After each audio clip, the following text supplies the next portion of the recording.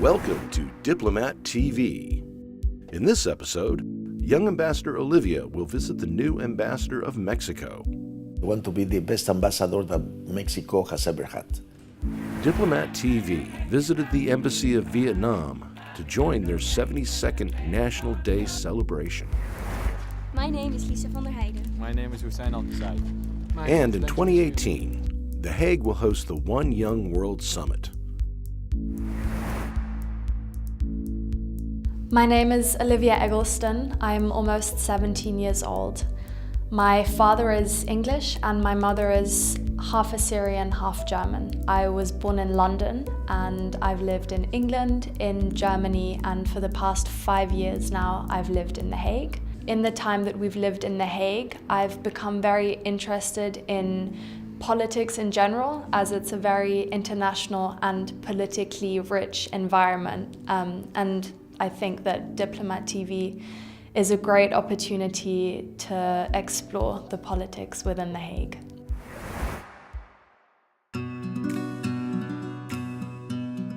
Mexico is a country rich in history, tradition, and culture, and is made up of 31 states and 1 federal district. It is the 3rd largest country in Latin America and has a population of more than 100 million people.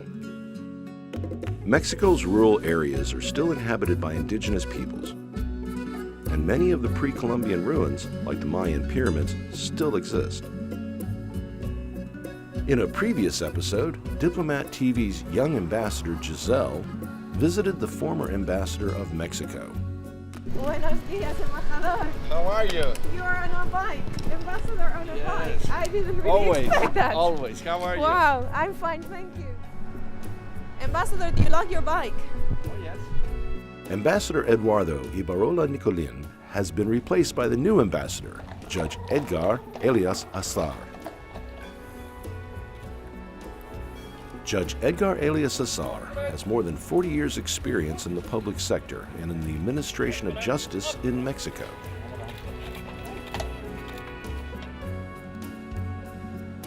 What was the reason that the president appointed me as ambassador of Mexico here in The Hague? The Hague is the capital of justice in the world, and for lawyers and judges, this is a paradise. When Ambassador Azar returned to his embassy, he gave a speech to introduce himself to the representatives of the business and diplomatic community. Excellencies, representatives of the diplomatic corps and international organizations, government officials, members of the business community, dear friends. For me, it has been the highest peak of my career to find myself here among you and in this beautiful country. The Netherlands have seen, historically speaking, a country of wisest women and men, the cradle of liberalism and the real guardian of liberty. Thank you for coming, and please feel welcome and at home. Remember that this Casa de México opened the heart, and you, all of you, can say that this is la casa de todos ustedes.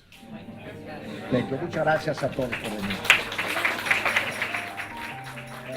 Young Ambassador Olivia was able to meet with the new ambassador. Olivia, welcome to the Mexican Embassy. Please sit down, and we are very, very happy to have you here. So, Your Excellency, first of all, thank you so much for receiving us here in the embassy to conduct the interview. The first question that I'd like to ask you is for you to tell us about your career as a diplomat.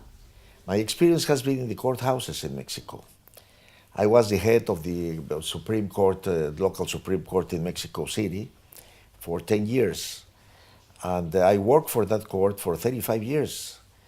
And the end of my career in the judicial system was being the head of that court, which handles over 358,000 cases a year, which makes one of the biggest courts in the world. Do you prefer working in the diplomatic service or in the courthouse?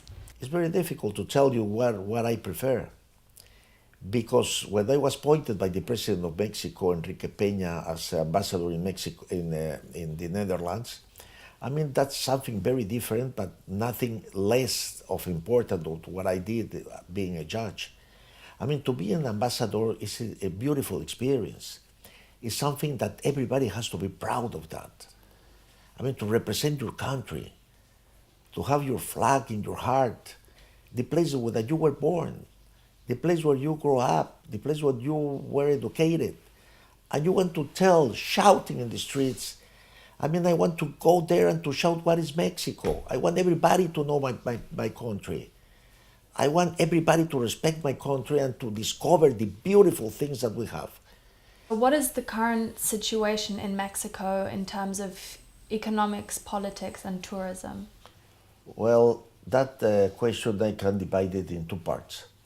The first one, Mexico has done, Presidente Peña has done a very terrific reforms, very deeply reforms about oil, about education, about tourism. I mean, we are one of the first 10 countries on the world, you see, that has been visited. And in oil, now we can get oil from the deep seas. The reserves, the federal reserves in the bank are growing up. We are protected against terrible and deep devaluations. I mean, talking about economics, everything is perfect. But what is the dark shadow that I see in the future? The dark shadow I see in the future, which is uncertainty, is what is going with the NAFTA, with the free trade market, with the treatment that we have with the United States. You know that we are the second provider of the United States, and for us, NAFTA is very, very important. But that problem is going to give us a very big win for Mexico. What is going to be the winning for Mexico? The winning for Mexico is going to be that that problem that we have obliged us to turn the face to Europe and to see that we have a lot of opportunities, of trading opportunities here in Europe, especially with the biggest merchants in the world, which are the Dutch people. Which Mexican industries do you believe have the most potential to thrive within the Netherlands? What I think is there are two sectors that I think that we can be very successful. The first one is agriculture. We're exporting a lot of things, not only avocado. I mean, everybody talks about the guacamole here, but I mean, we are not the guacamole factory. We are more than that. And we have a lot of things, vegetables that we can sell to Europe, especially to the Netherlands. And I think agriculture has a very big potential. Oil too has a very big potential too. And well, tourism, of course. When I say tourism, I feel like everybody has to go to Mexico. No, but nobody can die without knowing Mexico. It's a paradise, Acapulco. Are there any specific goals that you have that you'd like to achieve throughout the course of your posting here in the Netherlands? Yeah. Well, the first thing I want to work very hard for my country. That's the first thing. In all the fields that I can handle.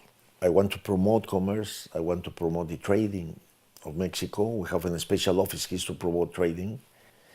We have our courthouses working properly. The institution of justice are working perfect. And the one that has to be punished is punished, and the one that is not fair to be punished is not punished. The institutions are working in Mexico. I believe in my country. I know what is going on in my country. I know the problems of my country, and I know that my country is doing beautiful. It's a beautiful place to live, it's a beautiful place to trade, and it's a beautiful place for travel. So thank you for taking the time for this interview. And is there any last thing that you'd like to share with us? Yes, I would like to show you something that means all my life. Inside this beautiful hammer, I don't know how to say it in English, but I mean in Spanish we call mallete.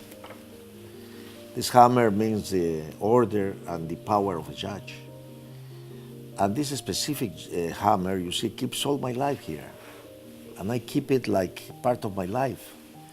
I mean, here in this part, in this piece of wood, in this hammer, you see, are inside hundreds of resolutions that I dictate as a judge. You got respect from the lawyers. I mean, when you dictate good resolutions, and fair resolutions, and honest resolutions. And this hammer remembers all my life. This is the most precious thing I have, keeping with me, and is going to be with me the rest of my life and for the eternity. I want to be burned, you see, with my hammer inside.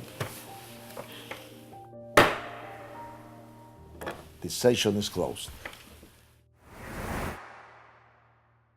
Diplomat TV visited the Embassy of Vietnam to join their 72nd National Day.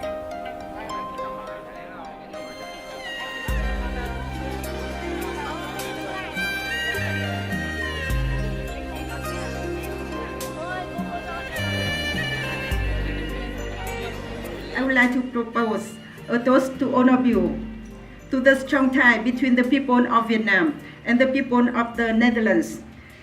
In the celebration of the 72nd anniversary of the independence of Vietnam, and for our good health. Thank you for joining us in this celebration. Thank you.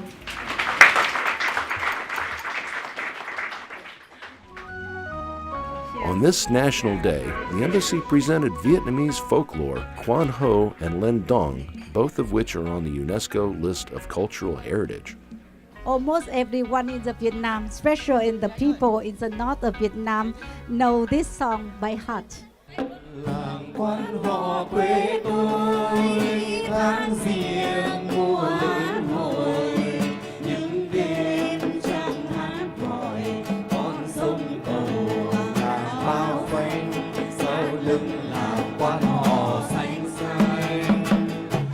Quan Ho singing is a Vietnamese folk music style which deals with topics of love and sentimentality as experienced by young adults.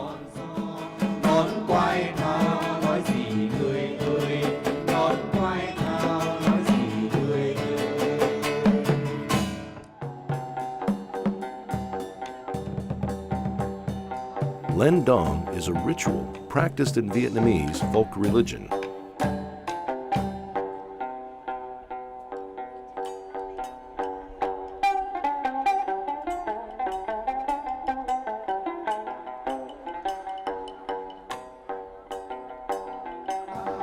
khai quang dòng nhan thật cờ diệu khai quang chiếu từ trung ngã tích tăng cung giả kim phủ hoàng đất.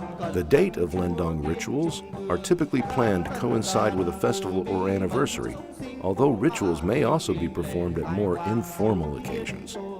Anh ra hồi cung.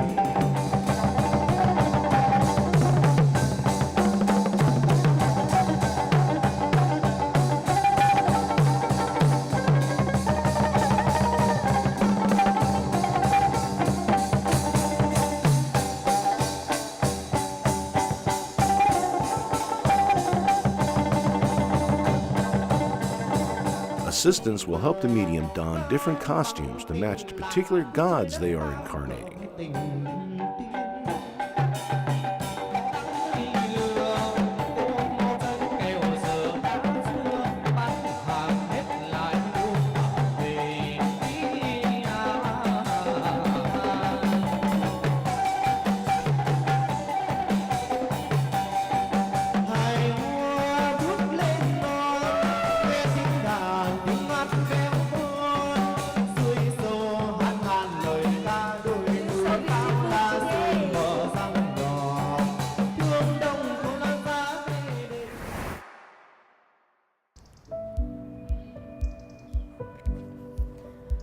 We are here for the presentation of One Young World Ambassadors. Let's see what this is all about. My name is Kevin Huijsen. My name is Kelly Buys. My name is Hein Laterveer. My name is Lisa van der Heijden. My name is Hussein Al-Qasai. We will present our ambassadors who are going to represent our city at the One Young World Convention in October, which takes place in Bogota, in South America. One Young World brings together the world's rising future leaders and initiative takers. What do you expect from the summit of Colombia? I'm looking forward to meeting new young people who are also making a difference in the world, getting inspired by their message and what they are doing, and perhaps maybe I can take it home to start my own initiative. But also meeting the councillors. For instance, they said that Kofi Annan, but also Dalton Cruz is going to be there. In 2018, The Hague will host the One Young World Summit. Going to have the kickoff, the launch of our campaign for the One Young World Convention, which takes place in October 2018. Today, The Hague serves as a home base for more than 200 international organizations. Many startups, companies, non-profits and knowledge institutions can be found in our city. And what brings them together is their shared desire to work on social and global challenges, to build a more just and peaceful world.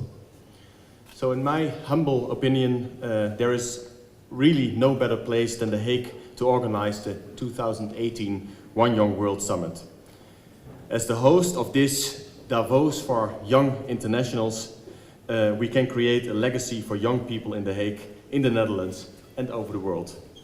What does it mean to you to be a member of the One Young World Ambassadors team? I feel myself obliged to join all these people, and young people especially, to connect and build bridges between the different worlds. During the kickoff, the Hague Orchestra for Peace gave a performance. The group you hear it playing of the children, they are my students. And my old students who came from Syria because of the war to the Europe, not just to the Netherlands, with my new students who I teach now here in The Hague. And that's why I am teaching, to make groups of my old students, my new students, to play for peace. So the name of the orchestra is Hague Orchestra for Peace. Now I speak English, my Dutch is not good, but when I play music, all of you will understand me. If I am sad or happy or what I want to give you, it's exactly with the children. The children, they didn't speak one language. Some speak Chinese, some speak Dutch, some speak German language, some speak Arabic, but they play all together. That's the language of the peace.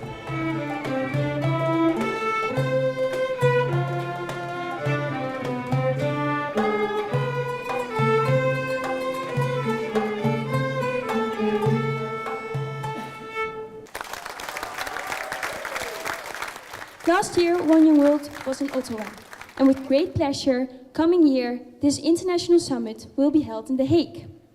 We are very pleased that we get this opportunity. I am Rosa, and to me, Colombia is an impressive example of reconciliation and a very suitable location to hold the One Young World Summit 2017. I'm making a difference because this morning the only thing I had to worry about was whether my train would be on time. I'm making a difference because we live in a country where everyone can be who they want to be, where we live free, and we can rely on good working legal systems.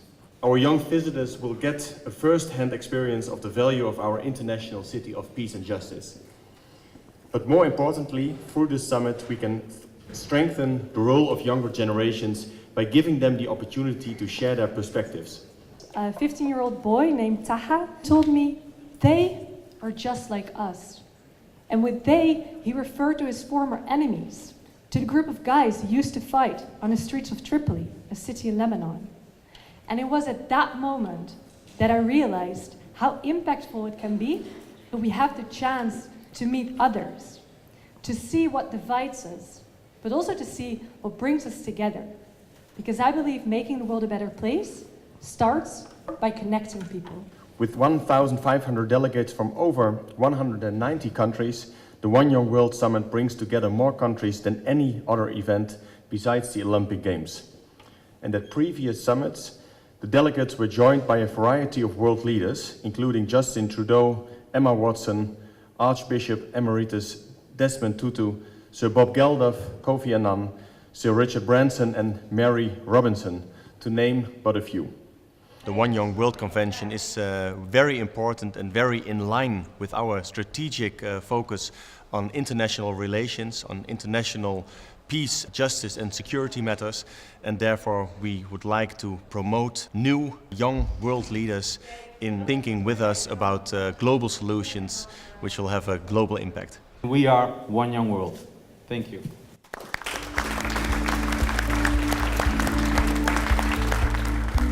Last year it was in Ottawa, this year in Bogota, and next year in the Netherlands, in our city, in The Hague. Yes! Thanks for watching Diplomat TV. For any feedback, ideas, or suggestions about our program, please email us at contact@diplomattv.com. You can watch this and other episodes at diplomattv.com.